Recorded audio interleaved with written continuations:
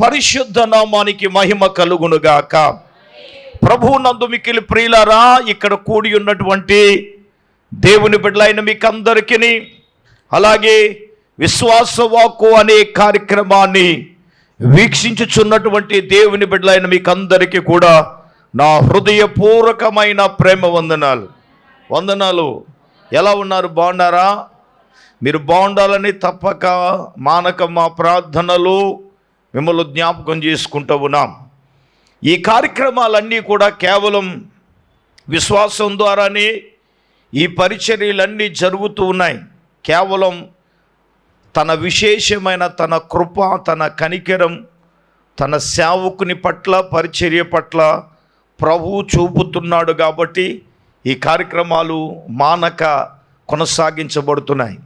నా చిన్న విన్నపం ఏంటంటే, ఇక్కడ కూడి ఉన్న మీరు కానీ, ఈ టీవీ ప్రోగ్రాం చూస్తున్న వారు కానీ, మిమ్మల్ని కోరేది ఒకటే, మీరందరూ ప్రార్థన చేయాలని నేను కోరుతూ ఉన్నాను. తప్పక మీరు ప్రార్థన చేయండి.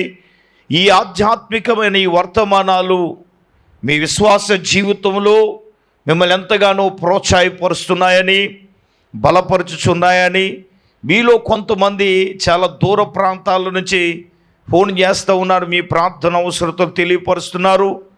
కొంతమంది కొరకు మీ వ్యక్తిగతంగా మరి మీ విన్నపాలు తెలియపరిచినప్పుడు మేము ప్రార్థన చేయించు ఉన్నాం. తప్పక మీ జీవితాల్లో, మీ కుటుంబాలలో ప్రభువే గొప్ప కార్యములు చేయునుగాక. ఆమేన్. ఈరోజు దేవుని వాక్యములోనికి మనం వెళ్ళబోతున్నాం. ఈరోజు ధ్యానాంశం ఏంటంటే ఓర్పు. అందరూ చెప్పండి అండి, ఓర్పు. పరిశుద్ధ గ్రంథమైన బైబిల్లో నుంచి ఒక వాక్యాన్ని మనము చదువుకోవలసిన వారమై ఉన్నాం.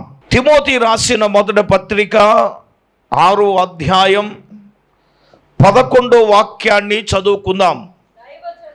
దైవజనుడా, నీవైతే వీటిని విసర్జించి నీతిని, భక్తిని, విశ్వాసమును, ప్రేమను, ఓర్పును, సాత్వికమును సంపాదించుకొనుటకు ప్రయాసపడము. దేవుని బిడ్డలారా, నా వైపు చూడండి. అపోస్తుడైన పౌలు గారు యవనస్తుడైన తిమోతికి చెప్తున్నాడు, ఒరే బాబు, నీవు ఏమండి నీవైతే వీటిని విసర్జించమన్నాడు. ఏటిని విసర్జించమన్నాడు అని గనక మనము గమనించినప్పుడు, వేటిని విసర్జించమన్నాడో పై వచనం తెలిస్తే కానీ మనకు అర్థం కాదు. ఏటిని విసర్జించమన్నాడు? ఎందుకనగా ధనాపేక్ష. Okay, okay. చూడండి, దైవజనుడా, నీవైతే వీటిని విసర్జించమన్నాడు. వేటిని విసర్జించమన్నాడు? పైనున్నటువంటి ధనాపేక్ష. ఒక పక్కన ఏది శాశ్వతం కాదని చెప్తాడు, ధనం గురించి కొట్టులాడి చచ్చిపోతారు కదా. రక్త వేజయ్, మీరు కొట్టుకోవడం దైవజనులో కొట్టుకుంటున్నారు. రక్త వేజయ్, దీని గురించి వ్యవస్థలే చీలిపోతున్నాయి. బంధాలు, బాంధవ్యాలు ఒక పక్కన బోధ బాగా చేస్తారు కానీ ఏది వదలరు కదా.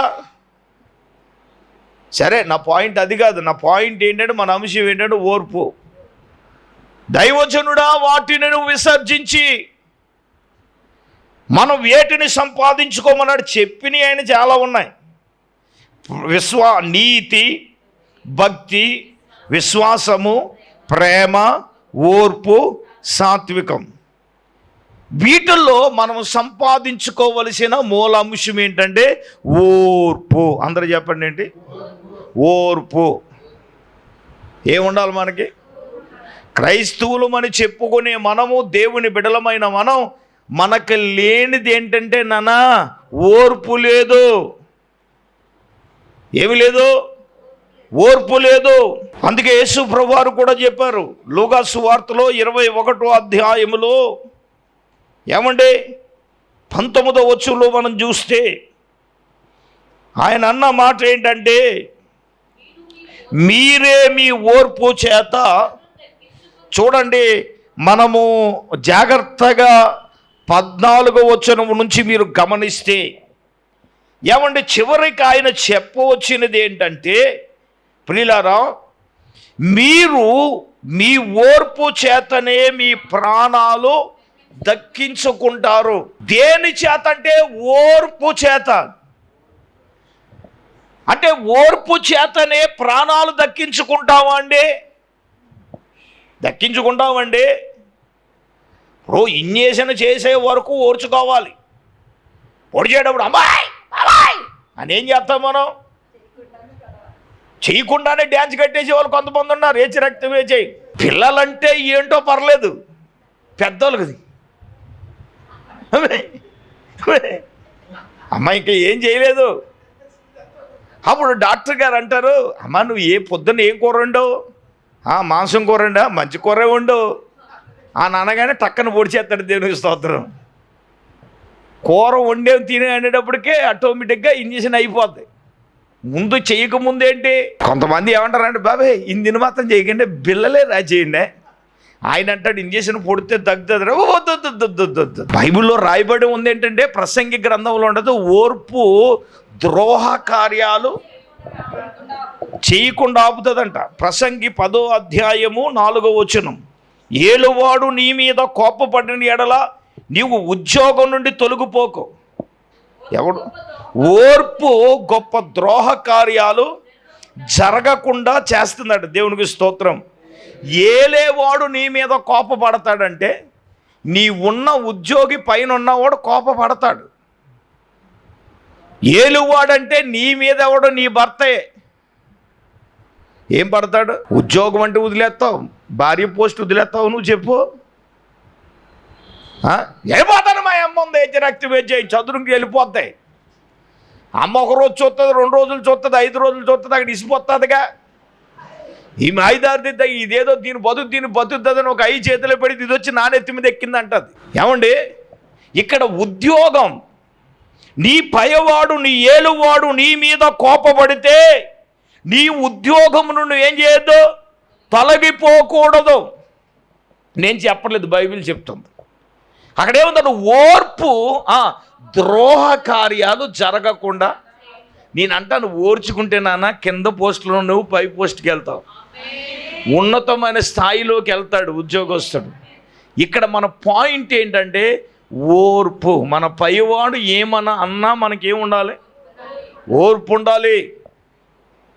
ఇంతకే నేనేమంటానంటే, ఓర్పును సంపాదించుకున్న మన జీవితాల్లో పాయింట్ ఏంటంటే, ఏ విషయాల్లో మనకు ఓర్పు కావాలి చెప్పండి. ఏంటి అసలు పాయింట్? ఇది దేవునికి స్తోత్రం.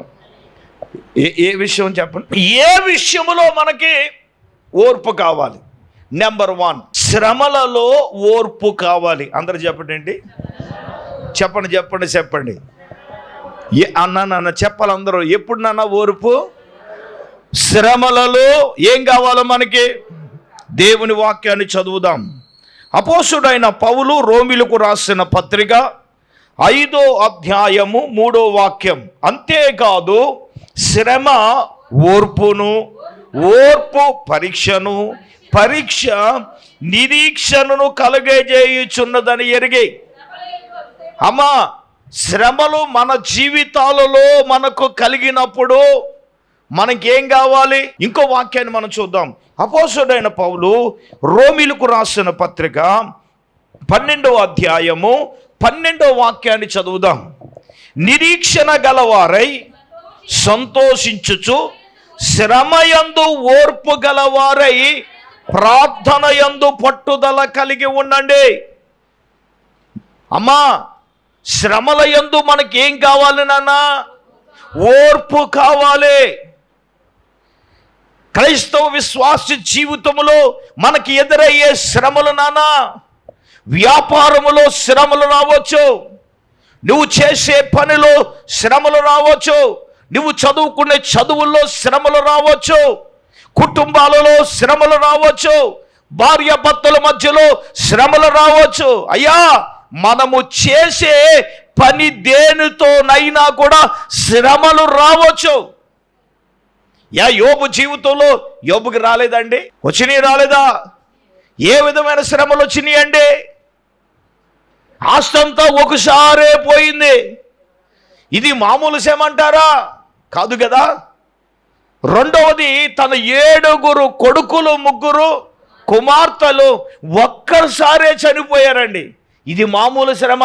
ఈ తట్టుకునే శ్రమలు అంటే తట్టుకునే శ్రమలు కాదు, అక్కడికక్కడ కూలబడి చనిపోయేలాంటి ఉపద్రవ్యము లాంటి శ్రమలు యోబు తన జీవితంలో ఎదురయ్యాడు కదా. ఇది 2. 3 ఇంకేం శ్రమ అండి? భయంకరమైన చర్మముతో, వ్యాధులతో, కురుపులతో భయంకరంగా ఆ శ్రమ. నిజంగా నేను అంటాను, యోబు తనకెదురైన ప్రతి శ్రమలో ఏం కలిగాడు తెలుసా? ఓర్పు కలిగి ఉన్నాడు. దేవుడు నాకు అన్యాయం చేశాడని అన్నాడా? పోను నోటు మాటతో పాపం చేశాడా? చెయ్యలేదు. ఆయన చేసింది ఒకటే. మొన్న ప్రార్థనలో, మొన్న అభిషేక ప్రార్థనలో ప్రభు ఒక విలువైన పాయింట్ చెప్పారు. ఏంటి చెప్పనా? ఆయన శ్రమ నొందియు కూడా తన స్నేహితుల కొరకు, భార్య కొరకు ఏం చేశాడు? ప్రార్థన చేశాడు. దేవునికి ఒకసారి స్తోత్రం చెప్పండి. హల్లెలూయా. శ్రమలలో ఓర్పున్నవారు ఏం చేస్తారు? ప్రార్థన చేస్తారు. ప్రార్థన మానలేరు. శ్రమలలో పరీక్షించబడినప్పుడు నిజ క్రైస్తవునికి ఉండవలసింది ఏంటో నాన్న? పట్టుదల కలిగి ఏం చేయాలి? ప్రార్థన చేయాలి. శ్రమ కలిగిందని ప్రార్థన వదిలేయడం కాదు. శ్రమలను ఓర్చుకున్నవాడు ప్రార్థన చేస్తాడు. ఉపద్రవం లాంటి శ్రమలు నీ జీవితంలో రావచ్చు, నీ వ్యక్తిగత అనుభవంలో రావచ్చు. వీటన్నిటిని నాన్న ఏది ఎదురైనా నీవు దానిని ఏం చేయాలి? శ్రమలలో నీకేం కావాలి? ఇప్పుడు దేవుడు నాకు అన్యాయం చేశాడని దేవుడి మీద తిరగబడ్డాడా? ఏమన్నా నోటు మాటతో పాపం చేశాడా? నువ్వు కాంతానికి కొందానికి నోరు జారిపోతావు కదా. దేవుణ్ణి అంటున్నావు ఏంటో తెలీదు, పంటగారిని అంటున్నావు తెలీదు, పక్క సహోదరుని అంటున్నావు, ఏమంటున్నావో నీకు తెలియదు కదా. ఓర్చుకునేవాడు ఆ క్వాలిటీ ఉండదు. ఓర్చుకునేవాడు స్నేహితులు అంటున్నా, యోబు తన స్నేహితుల కొరకు ఏం చేశాడు? అదే స్థానంలో స్నేహితులు ఉండొచ్చు, లేదా అతని స్థానంలో అదే స్థానంలో నీ మొగుడు ఉండొచ్చు, నీ భర్త ఉండొచ్చు, లేదా అదే స్థానంలో నీ పిల్లలు ఉండొచ్చు, లేదా నీ తోటి సహోదరులు ఉండొచ్చు. మరి ఓర్చుకుని ఉండాలి కదా. నీకు ప్రేమ ఉంటే కోను కోసి గారులోండి భోజనం పెట్టేస్తావా? నీకంత ఇబ్బంది అయితే దుమ్మెత్తు పోసేస్తావా? రక్తమే జై. అది క్రైస్తవుని లక్షణం కాదు. ప్రేమ ఉంటే బూర్లు వండేసి, పలావ్ వండేసి పెట్టేసి, పొగిడేసి, ఏదైనా కదా ఆవిడ ద్వారా కష్టం వచ్చే, శ్రమ వస్తే దుమ్మెత్తు పోసేయడం. మరి యోబు అలా చేశాడండి? చెయ్యలేదు. మరి ఏం చేశాడు తల్లి?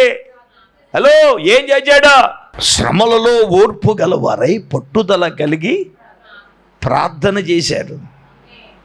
నెంబర్ 1, శ్రమలలో మనకు కావలసింది ఏంటయ్యా అంటే ఓర్పు కావాలి. క్రైస్తవునికి, దేవుని బిడ్డలకి, ఎవరికైనా మనకెవరికైనా సరే శ్రమలలో మనకేం కావాలి?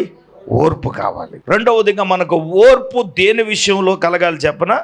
మనకు కలిగి ఉన్న విశ్వాసములో. 2 తెస్సలోనికి రాసిన పత్రిక 1వ అధ్యాయం 4వ వాక్యాన్ని చదువుదాం. అందువలన మీ హింసలన్నిటిలోనూ, శ్రమలలోనూ నీ ఓర్పును విశ్వాసమును చూచి దేవునికి ఒక పెద్ద స్తోత్రం చెప్పండి. హల్లెలూయా. రెండవదిగా విశ్వాసములో మనకి ఏం కావాలి అంటే ఓర్పు కావాలి. అలాగే 1వ అధ్యాయము, తెస్సలోనికి రాసిన 1వ పత్రిక 1వ అధ్యాయం 2వ వాక్యం కూడా చదవండి నాన్న.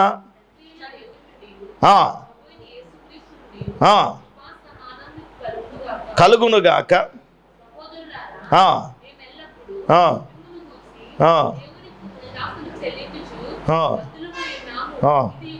చూడండి, 1 తెస్సలోని 1:2లో విశ్వాసంతో కూడిన మీ పని, ప్రేమతో కూడిన మీ ప్రయాసము, మన ప్రభు అయిన యేసుక్రీస్తు నిరీక్షణతో కూడిన మీ ఓర్పు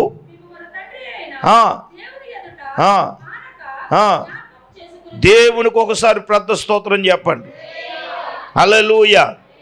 ఇది కాదు, అసలైన వాక్యం ఏంటంటే ఎబ్రీయులకు రాసిన పత్రిక 6వ అధ్యాయం 11వ వచనం.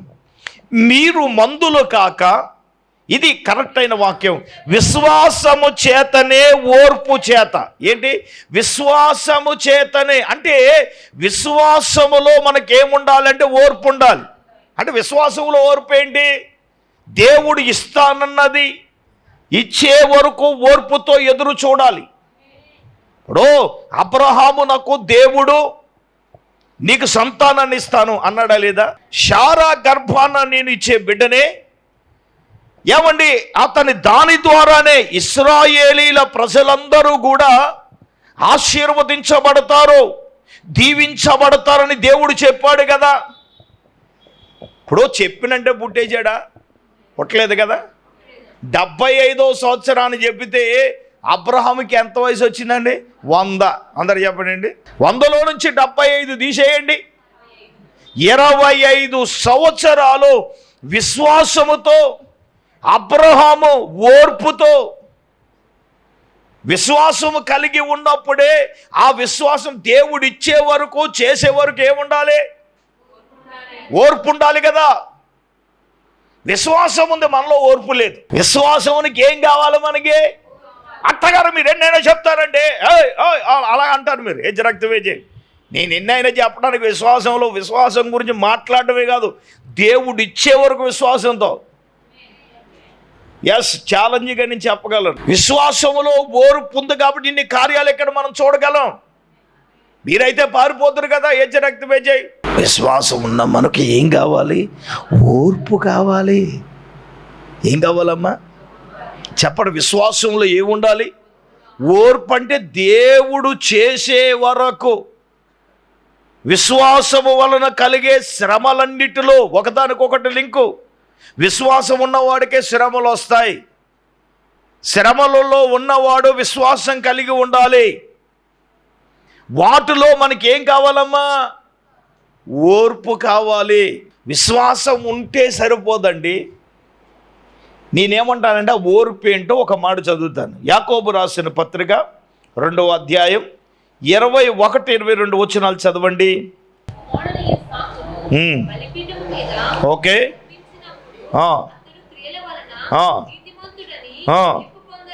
ఓకే.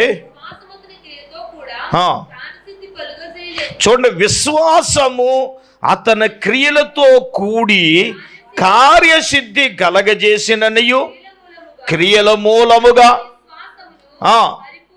పరిపూర్ణమై ఉన్నదని గ్రహించుచున్నాము. గట్టిగా దేవుని స్తోత్రం చెల్లించండి.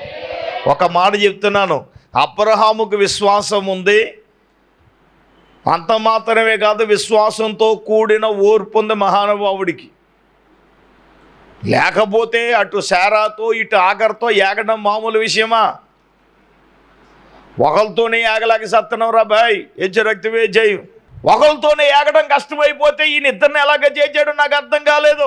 శారాతో అంటాడు ఏంటి అనంటే అబ్రాహాము వణుకుపోతే దేవుడు అన్నాడు, నువ్వు శారా మాట వినాలా అన్నాడు. మరి ఏంటి ప్రభా, మరి అదే పంపించింది కదా, ఇప్పుడు కొడుకును పుట్టాడు పొమ్మంటుందండి. నేను చెప్పిన మాట నువ్వు ఈ విషయంలో ఎవరి మాట వినాలి చెప్పండి? శారా మాట వినమన్నాడు. నోరు మూసుకుని ఏం చేసి వినాలిగా? వినాలా అంటే వినాలంతే దేవుని మాట. మీరు అడగొచ్చు, ఏంటయ్యా ఇన్ని పోట్లు ఇన్ని తిప్పలు అంటే, ఒరే నీలో విశ్వాసం ఉంది కదా, మరి నేను ఎత్తానన్న తర్వాత కంగారు పడింది ఆవిడ కదా అని ఒకవేళ అబ్రహాము దేవుని మీద మాట్లాడవచ్చు. అబ్రహాము గారు కంగారు పడలేదండోయ్. ఈ విషయంలో ఎవరు కంగారు పడ్డారు? శారా గారే కంగారు పడ్డారు. అలాగంటే ఆమెకు విశ్వాసము లేదానంటే అట్లని రాదని చెప్తుంది వాక్యం. సరే ఓర్చుకున్నాడు, కొడుకునిచ్చాడు, బాగానే ఉంది. ఒక రోజున సడన్గా దేవుడు అంటాడు, నీ ఒక్కగాను ప్రేమించే కొడుకును చెప్పండి బలిచ్చామన్నాడు దేవుడు. అదేంటి ప్రభా, 25 సంవత్సరాలు ఎదురు చూచాను, ఇవ్వకి ఇచ్చావు. మరి దేవుడు అక్కడ ఏమన్నాడు? నువ్వు ప్రేమించే కొడుకుని నాకు ఇచ్చే అన్నాడు. ఏంటి?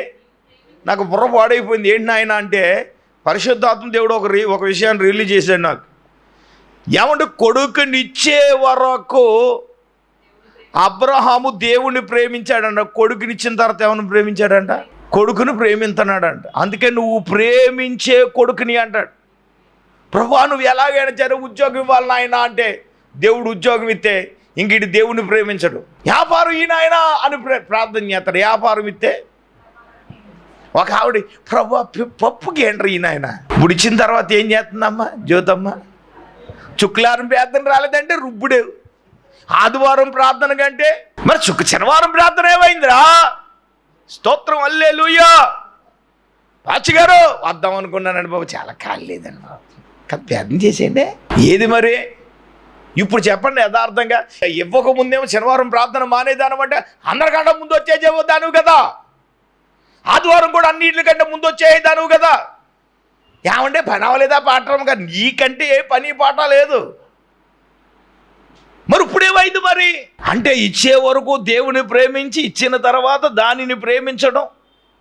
ఒకవేళ అంతకే కోపాలు దేవుడు అన్నాడు నువ్వు ప్రేమించే ఒక్కగాన ఒక కొడుకును నాకు ఇయ్యని దేవుడు అడిగినప్పుడు ఈయన చిత్తము ప్రభు అన్నాడు. దేవునికి ఒకసారి స్తోత్రం చెప్పండి, చెప్పండి గట్టిగా హల్లెలూయా. దేవునికి ఇవ్వడంలో చిత్తము ప్రభు అన్నాడు. ఇతని విశ్వాసమునికి ఏం జరుగుతుంది? పరీక్ష జరుగుతుంది. సామాన్యమైన విషయమా? కొడుకుని ఇవ్వమంటాం. అదే మనం దేవుని కాళ్ళ మీద అడ్డంగా పడిపోయి అవసరమైతే నన్ను తీసుకోగాని ప్రభువా నా బిడ్డను నువ్వేం చేయి కాపాడాలని మనం అడుగుండేవాళ్ళం. అక్కడ చెప్పేది అదే. విశ్వాసం ఉంటే మనలో ఏముండాలి? క్రియలు ఉండాలి. క్రియలు ఉంటేనే ఓర్పు ఉంటుంది. విశ్వాసం ఉంది కానీ క్రియలు లేకపోతే, నేను ఒక విషయం చెప్తాను, చాలా సందర్భాల్లో చెప్పాను, విశ్వాసముతో కూడిన క్రియలు ఉండాలి. ఎన్ని పరీక్షలండి? ఇప్పటికీ పరీక్షించబడుతున్నాం. ఇప్పుడు వరకు పరీక్షల్లో లేవని అనుకోవట్లేదు, ఇప్పటికీ పరీక్షించబడుతున్నాం. నేనేమంటానంటే పరీక్షలు అనేది మనుషుల వలన నువ్వు పరీక్షించబడవచ్చు, నీ కుటుంబీకుల వలన నువ్వు ఏం చేయబడవచ్చు? పరీక్షించబడవచ్చు. ఇతర మనుషుల వలన మనం ఏమవచ్చు? పక్క ఉన్న పనివాడు ద్వారా కూడా మనం ఏమవుతాం? పరీక్షించబడతాం. మనం ఏంటంటే గుండెలో ఉన్న భారం తేలికవుతుందేమో ఆడికి చెప్తాం, ఆడు దాన్ని క్యాచ్ చేసుకుని నీకు కీ పాయింట్గా నీ వీక్నెస్గా దాన్ని తీసుకుని దాంతోపాటు మనల్ని ఏం చేస్తాడు? ఆడు ప్రతి దానికే మనల్ని పరీక్షిస్తూనే ఉంటాడు. మనం అనుకుంటాం ప్రేమించటం తప్ప, సహాయం చేయటం తప్ప, ఇవ్వడం తప్ప అని అంటే నేను అంటాను నువ్వు దేవుని కంటే ఎక్కువగా ఏ వ్యక్తికి ప్రయారిటీ ఇస్తే అంతే పరీక్ష జరుగుతుంది కదా. ఎన్ని జీవితంలో ఎన్ని విశ్వాసంలో పరీక్ష జరిగితే ఈ రోజున ఇలాగున్నాం. ఎన్ని పరీక్షలో జీవితంలో. చిన్న వయసులో మీకు చెప్తున్నాను వినండి, 17 సంవత్సరాల్లో ప్రభు సేవకు పిలిస్తే అయ్యా 18వ సంవత్సరాలు పెళ్ళి అయిపోయింది నాకు. ఇప్పుడు తెల్లంటికే ముసలున్న అయిపోయినా అనుకుంటున్నారు.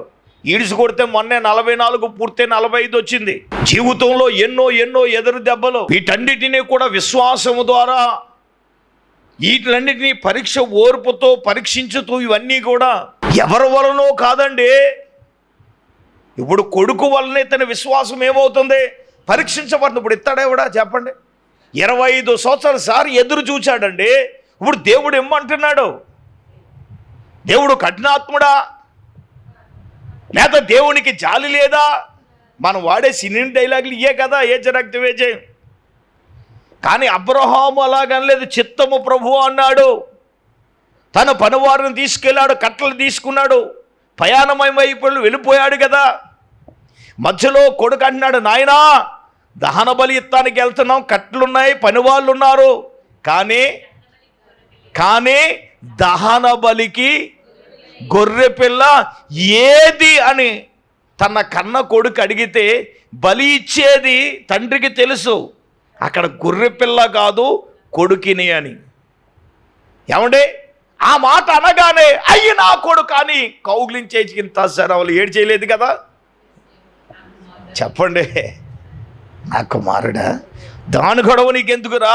దహన బలికి గొర్రె పిల్లను దేవుడే శ్రమలలో ఓర్పంటే ఇదే. స్తోత్రం చెప్పండి, హల్లెలూయా. కానీ ఏప్రిల్కు రాసిన పత్రికలో ఏముందో తెలుసా? ఒకవేళ నేను నా కొడుకుని గనక బలిచ్చినా కానీ నా దేవుడు మృతులను సైతము లేపుటకు శక్తి గలవాడు. చప్పట్ల కొట్టండి గట్టిగా. అదే ధీమాతో బలి ఇవ్వడానికి వెళ్ళాడు. వెను తిరగల. అబ్రాహాము వెను తిరిగాడండి. అందుకే అంటున్నాడు, అతడు క్రియల వలన నీతిమంతుడని తీర్పు పొందలేదా? చూడండి, విశ్వాసము అతని క్రియలతో కూడినదై కార్యసిద్ధి. నేనేమంటానంటే, కార్యసిద్ధి జరగాలి అనంటే విశ్వాసము వలన ఓర్పుతో మనము క్రియలు చేయాలి.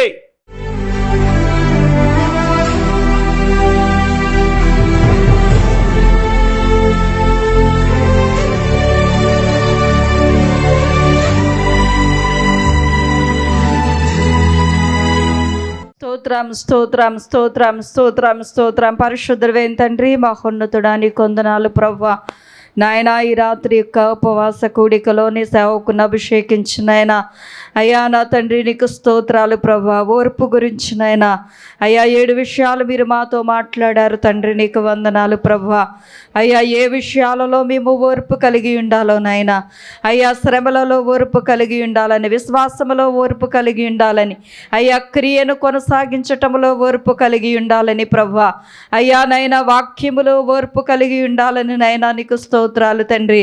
యేసయ్యా నీకు వందనాలు ప్రభువా. శ్రమలలో ఓర్పు కలిగి ఉండాలని నైనా యేసయ్యా నీకు స్తోత్రాలు ప్రభువా. నీ వాక్యము ద్వారా మీరు మాతో మాట్లాడారు తండ్రి. నాయనా నీకు స్తోత్రాలు ప్రభువా. అన్ని విషయాలలో ప్రభువా, ఇరుకుల్లో, ఇబ్బందుల్లో, అయ్యా ఉపద్రవములో నాయనా నా తండ్రి అన్నిటిలోనూ ఓర్పు కలిగి ఉండాలని ప్రభువా.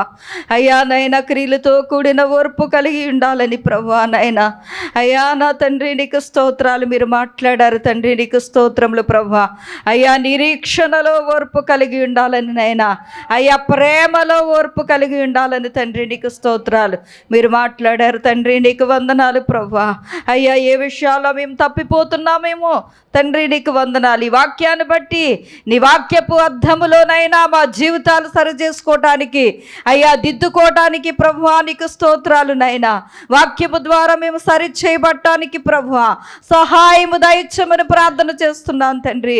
అయ్యా ఈ చెవిని వీరి చెవిని విడిచిపెట్టేయకుండా ప్రభువా అయ్యా నా తండ్రి నాయన ఎక్కడ పొరపాట్లు ఉన్నాయో, ఎక్కడ లోటుందో నాయనా నీకు స్తోత్రాలు, వాటిని దిద్దుకొని సరి చేసుకుని ప్రభువా అయ్యా సరైన త్రోవలో మార్గములో మేము నడవటానికి సహాయము దయచేయండి అయ్యా. నాయన ఎందుకనగా ఈ నిరీక్షణ మనలను సిగ్గుపరచుదని నీ వాక్యము సెలవిస్తుంది నాయన, నీకు వందనాలు ప్రభువా. అయ్యా నాయనా నా తండ్రి క్రైస్తవులమైన మేము అయ్యా నీ పిల్లలమైన మేము ప్రభువా నీకు వందనాలు తండ్రి. అయ్యా నాయన ఓర్పు కలిగి జీవించడానికి నీ కృప దయచే తండ్రి, నీకు వందనాలు ప్రభువా. అయ్యా నాయనా నా తండ్రి ఓర్పుతో మా యొక్క ఆధ్యాత్మిక జీవితాలను, మా గృహాలను మేము కట్టుకోవడానికి ప్రభువా నీ కృప దయచే తండ్రి, నీకు వందనాలు ప్రభువా. యేసయ్యా ఈ రాత్రి విత్తబడి మాటలు మా హృదయాల్లో నీరు కట్టి ఫలింపచేయండి. కూడి వచ్చిన ప్రతి ఒక్క బిడ్డని పేరు పేరున దయతో జ్ఞాపకం చేసుకుని సమస్త ఘనత మహిమ ప్రభావములు మీరే పొందమని యేసయ్య పరిశుద్ధ నామములో ప్రార్థన చేసి అడిగి వేడుకొనుచున్నాం మా పరమ తండ్రి, ఆమేన్. మన పరమ తండ్రి అయిన దేవుని ప్రేమ, మన ప్రభువును రక్షకుడైన యేసుక్రీస్తు ప్రభుల వారి యొక్క దివ్యమైన కృప, పరిశుద్ధాత్మ దేవుని కన్యుని సహవాసం, ప్రభు బిడ్లారా ఇక్కడ కుండ్రలకు వాక్యమైన బిడ్డలకు ఇప్పుడు ఎల్లప్పుడూ ప్రభోచ్చపరితలప్పుడు సదాకాలము తోడైనను గాక. ఆమేన్ ఆమేన్.